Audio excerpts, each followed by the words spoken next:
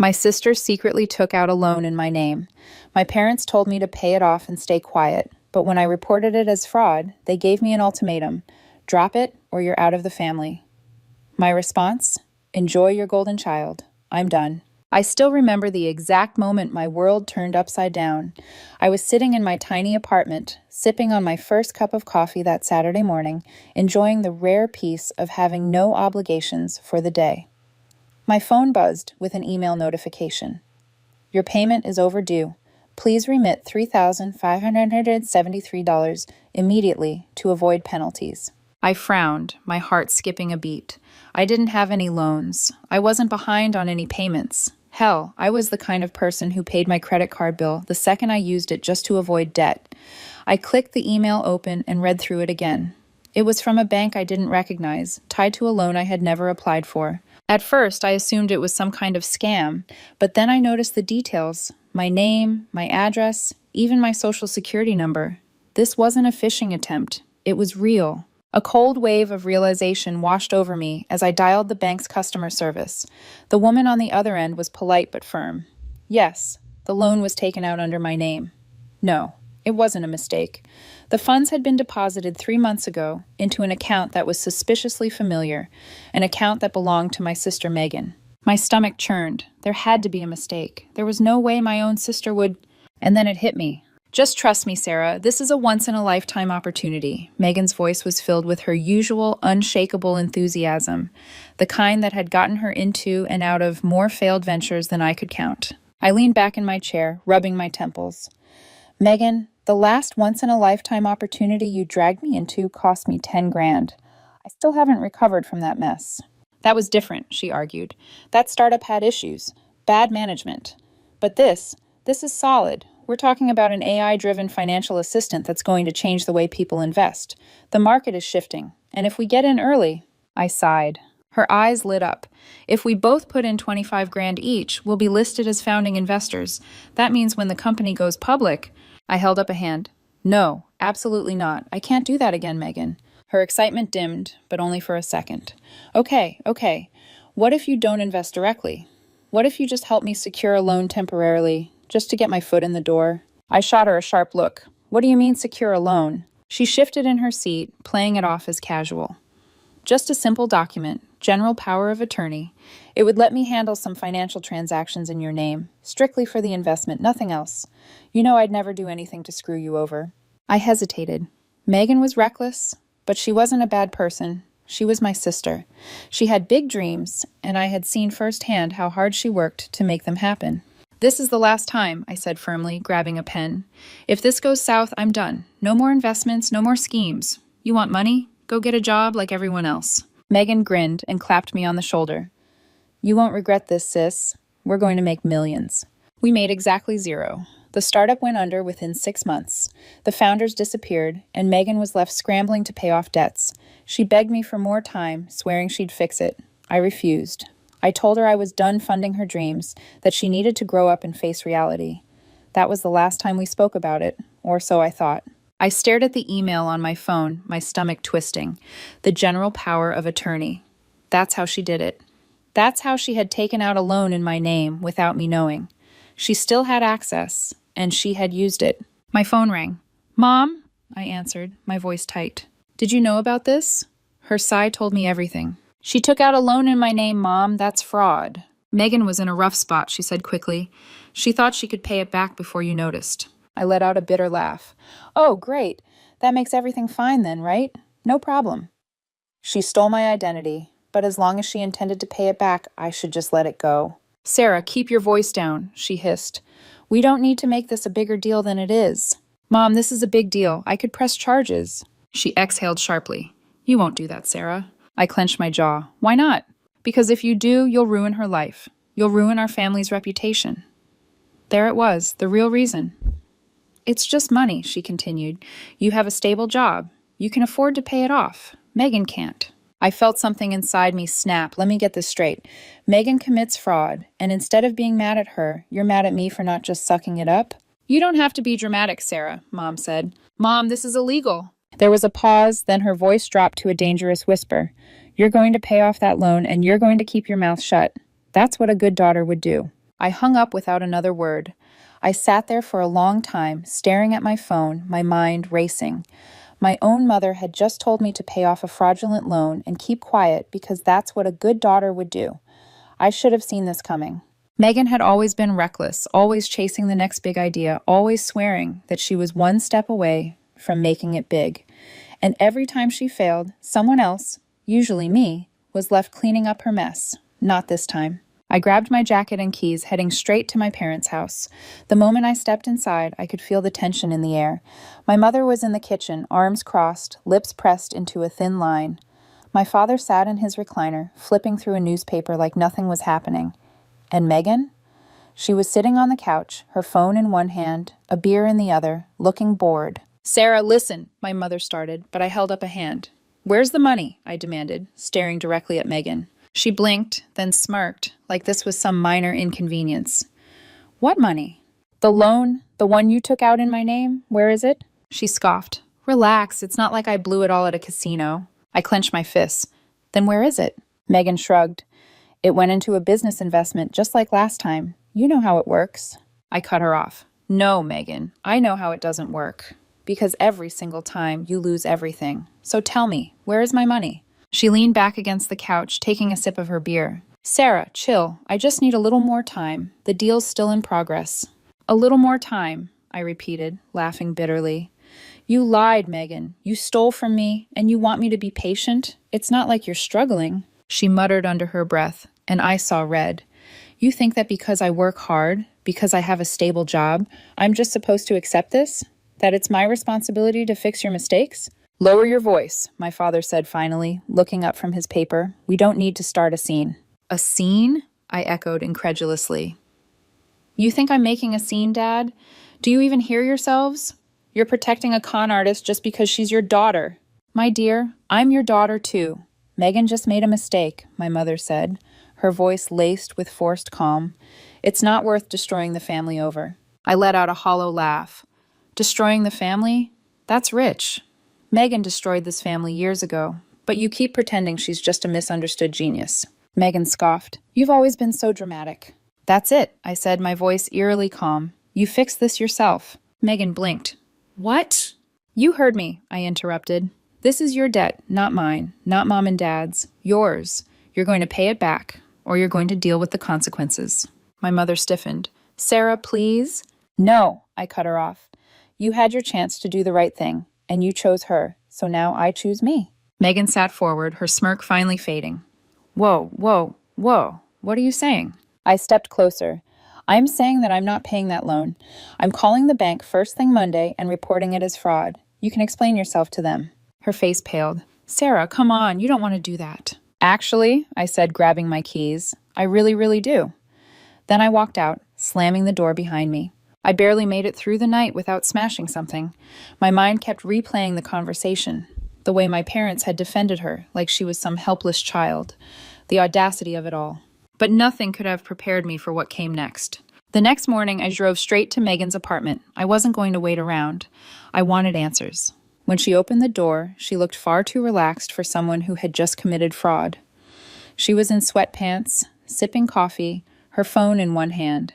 "Sis," she said, smirking, "you're up early." I pushed past her into the apartment. "We need to talk." I slammed the door dramatically behind me. "Let me guess, about the loan?" she said. I clenched my jaw. "Absolutely. Right about the loan you stole from me. Megan, you took out a loan in my name and spent the money. You're going to fix this." She exhaled like she was already bored of the conversation. "Oh, come on, it's not that serious." "Not that serious?" I stepped closer. "You put me in debt without my consent. I've already contacted the bank. They're investigating." She didn't panic. She didn't stutter or try to explain. Instead, she leaned against the kitchen counter and smiled. "Let them investigate," she said, taking a sip of coffee. I frowned. "What are you talking about?" She smiled, shaking her head as if I completely misunderstood. Sarah, you gave me power of attorney, remember?" I froze. Megan saw my reaction and chuckled. "Oh, now you remember, huh? You signed over legal authority for me to handle financial transactions in your name. So technically, I didn't do anything wrong." My stomach turned to stone. "You abused that power, Megan." She shrugged. "Call it what you want. The fact is I had legal permission to take out that loan. So go ahead, report it. See how far it gets you. I felt like the ground had been ripped out from under me. Are you serious right now? I asked, my voice deadly quiet. She smirked. Look, I intended to pay it back. It's not my fault the investment didn't pan out. I could barely breathe. So that's it? You're just going to walk away from this and let me deal with your debt? She spread her arms. What debt? You took out the loan. The bank sees it as your responsibility. The arrogance, the smugness, the sheer audacity of it. For a moment, I just stared at her, realizing something I should have known a long time ago. Megan didn't just fail at life. She counted on other people to clean up after her.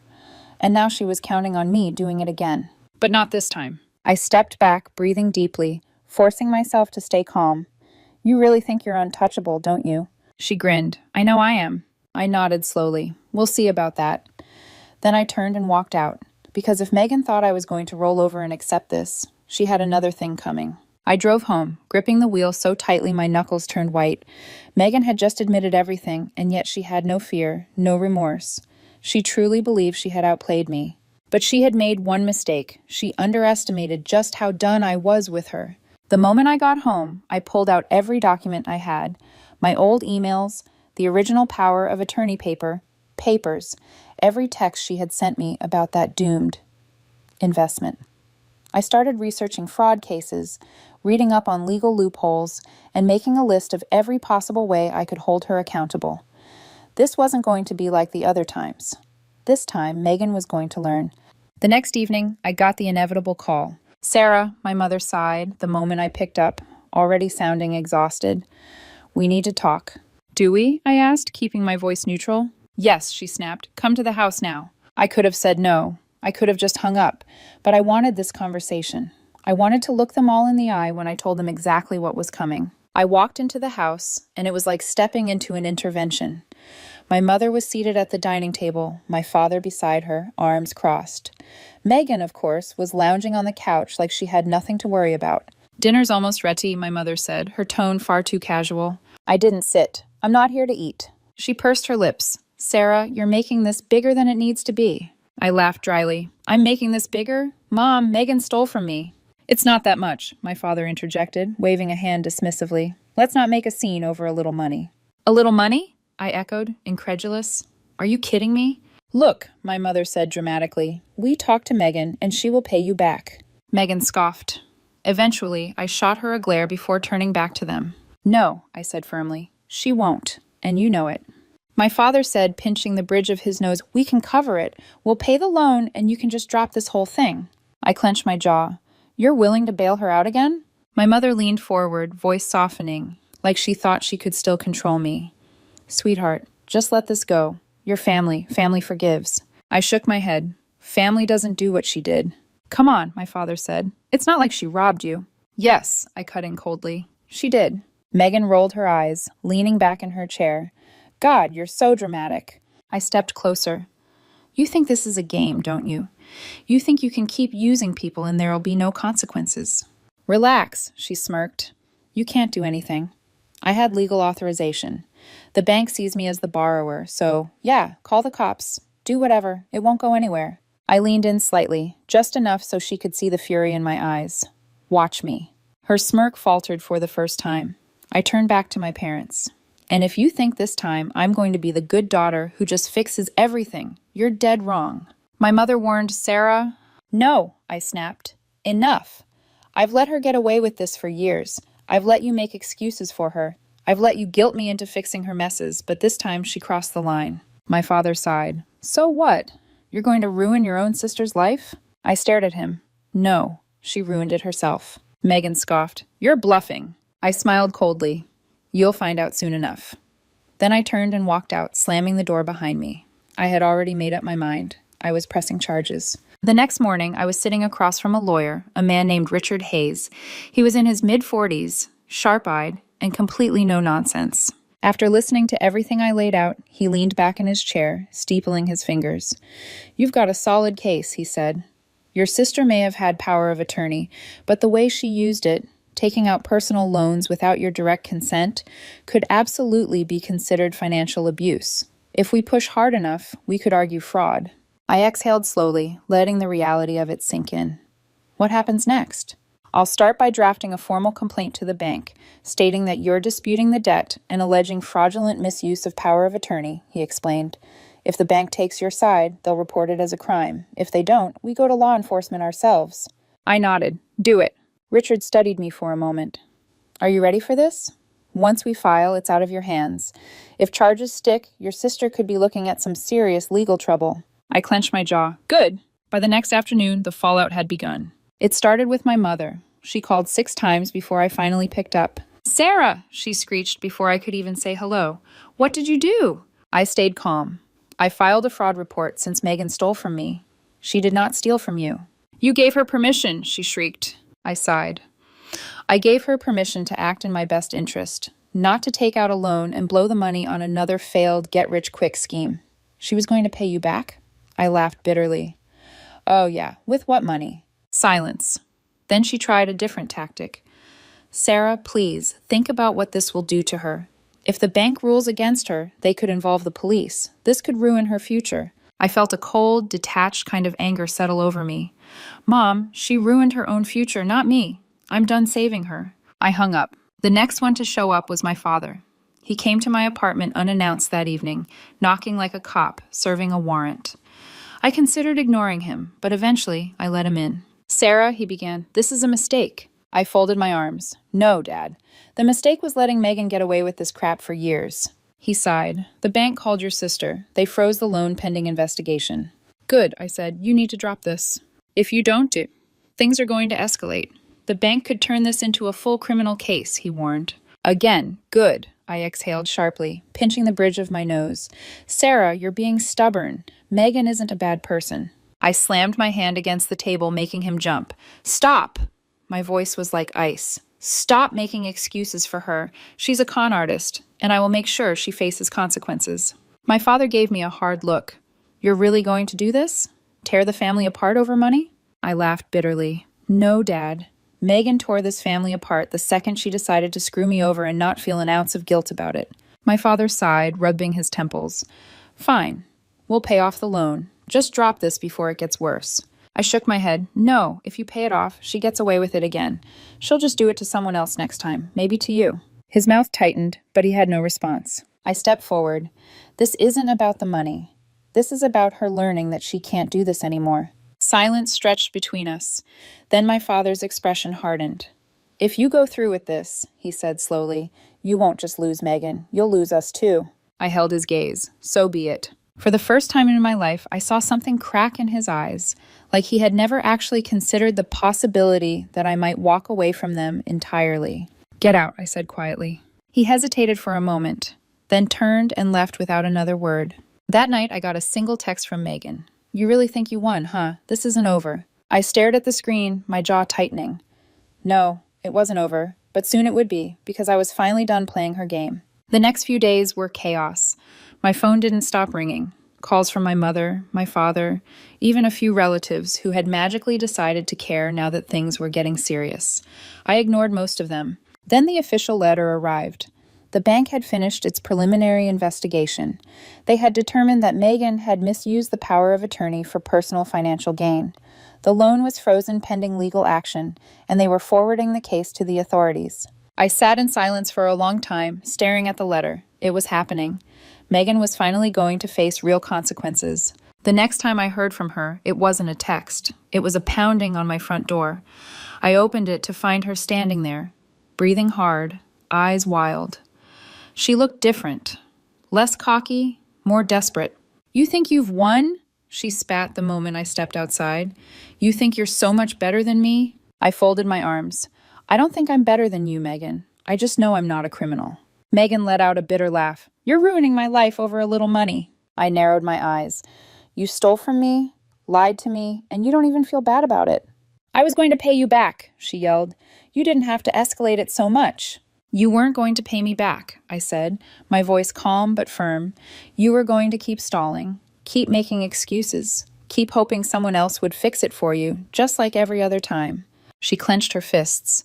Mom and Dad are furious with you. They said if you don't drop this, you're out of the family. I exhaled slowly. Then I guess I'm out of the family. Her mouth opened, then closed. She looked genuinely thrown, like the idea had never even occurred to her. You're serious? She asked, her voice quieter, completely twisted with disbelief. You stole from me, Megan, I said, tilting my head, and I'm done being the one who cleans up after you. She scowled, then took a step closer. You're going to regret this. I smiled coldly. No, Megan, you are. And then I shut the door in her face. A week later, the real fallout began. Megan was officially under investigation for financial fraud. Her bank accounts were frozen. Her credit was ruined. The loan, now considered fraudulent, had been voided from my record, but it wasn't disappearing. Megan was responsible for it now. My parents called one last time. Sarah? My mother's voice was thin and shaky. Please. She's facing real charges. They might arrest her. I didn't say anything. Your sister, she's your family, my mother pleaded. I took a slow breath. No, Mom, you made your choice. You chose her, and now you can live with that. There was a long silence. Then, in a small, broken voice, she whispered, So, that's it? Yes, I said firmly. That's it. And I hung up. Megan took the plea deal, avoided jail time, but ended up in massive debt, with a black mark on her record that would follow her for years. She never spoke to me again. My parents, they tried at first. But when they realized I wasn't coming back, wasn't caving, they eventually stopped calling. It should have hurt. It didn't. For the first time in my life, I was free, and I was never looking back.